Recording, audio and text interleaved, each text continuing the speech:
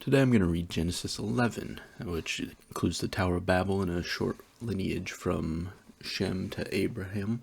It's going to be more hard to pronounce Old Testament names in that, but you know how it is. So, Genesis 11, the Tower of Babel. Now the whole world had one language and a common speech. As people moved eastward, they found a plain in Shinar and settled there. They said to each other, "Come, let's make bricks and bake them thoroughly." They used brick instead of stone and tar for mortar. Then they said, "Come, let us build ourselves a city with a tower that reaches to the heavens, so that we may make a name for ourselves. Otherwise, we will be scattered over the face of the whole earth." But the Lord came down to see the city and the tower the people were building.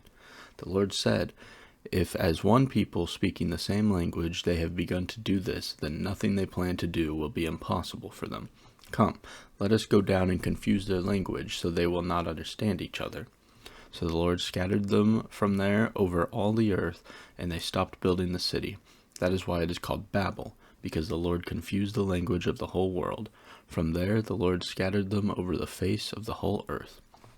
From Shem to Abram. This is the account of Shem's family line. 2 years after the flood, when Shem was 100 years old, he became the father of Arphaxad. And after he became the father of Arphaxad, Shem lived 500 years and had other sons and daughters. When Arphaxad lived 35 years, he became the father of Shelah. And after he became the father of Shelah, Arphaxad lived 403 years and had other sons and daughters. When Shelah lived 30 years, he became the father of Eber. And after he became the father of Eber, Shelah lived 403 years and had other sons and daughters. When Eber had lived 34 years, he became the father of Peleg. And after he became the father of Peleg, Eber lived 430 years and had other sons and daughters. When Peleg had lived 30 years, he became the father of Reu. And after he became the father of Reu, Peleg lived 209 years and had other sons and daughters. When Reu had lived 32 years, he became the father of Serug. And after he became the father of Serug, Reu lived 207 years and had other sons and daughters. When Serug had lived 30 years, he became the father of Nahor. After he became the father of Nahor, Serug lived 200 years and had other sons and daughters. When Nahor had lived 29 years, he became the father of Terah. And after he became the father of Terah, Nahor lived 119 years and had other sons and daughters. After Terah had lived 70 years, he became the father of Abram, Nahor, and Haran. Now we're going to talk about Abram's family. This is the account of Terah's family line. Terah became the father of Abram, Nahor, and Haran. Haran became the father of Lot. While his father Terah was still alive, Haran died in Ur of the Chaldeans in the land of his birth. Abram and Nahor both married. The name of Abram's wife was Sarai, and the name of Nahor's wife was Milcah. She was the daughter of Haran, the father of both Milcah and Iscah. Now Sarai was childless because she was not able to conceive.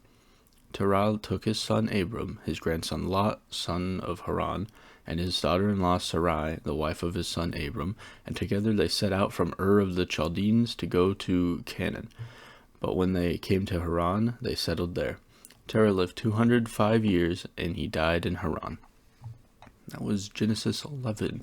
Had a little bit about Tower of Babel, and then lineage leading up to Abram and his story that's going to continue. But Tower of Babel's been something that I've liked hearing about, just because I find it interesting, I guess. Because one of the things God says is that nothing that people speaking the same language plan to do will be impossible for them. And I think that that's pretty interesting to think about, that if God says that. And so that's why he confused the languages and scattered people. But yeah, I just think that's pretty interesting. So that was Genesis 11.